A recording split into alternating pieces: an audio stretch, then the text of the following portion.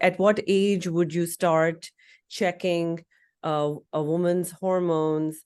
And like at what point the hormones changed from puberty to, perimenopause and menopause and after. And there was like very important, one of the things that got me like very interested in speaking to you regularly, hopefully, is that when you said women spend half of their lives in menopause and nobody teaches us how to prepare for it and how to deal with it. Yeah. Yeah, no, it's And true. what is a good way to at what point should I check the hormone status of my daughter who's in her 20s? Yeah, so no, definitely you don't need to be checking, So one of the biggest signs, right? So usually the first sign that we have that somebody may be starting to go through perimenopause is really changes in their periods. Okay, so when women start experiencing like, so now we also have to be careful because there are some women that have polycystic ovarian syndrome, right? Which is where they skip ovulation in a few months and they have increased insulin resistance, and so that's a whole different subsect of women.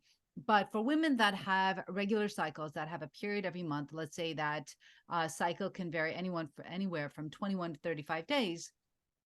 If they notice that their periods are going longer, right? So they're going longer in between the start of one period to the start of the next period. So they're skipping months.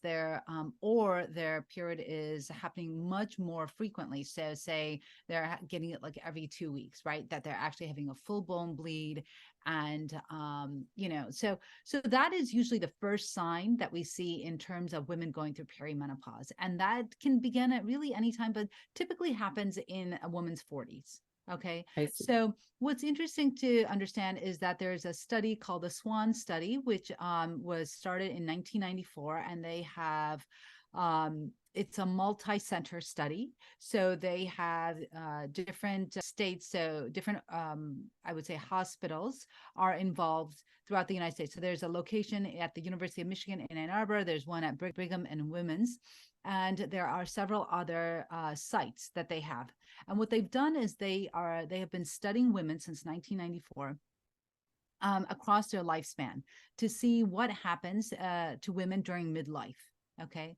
And what they realized is that perimenopause varies for women, and it can vary based on ethnicity, which is something that's pretty recent. Before, they used to tell us that, perimenopause happens a few years before, typically like 7 years before menopause. Menopause, we know, is what we call a retrospective diagnosis, meaning like you have to go a whole year without a period to be diagnosed to be in menopause. So really a woman wouldn't know that until she's gone a whole year without a period, right? So that's why we say it's a retrospective diagnosis.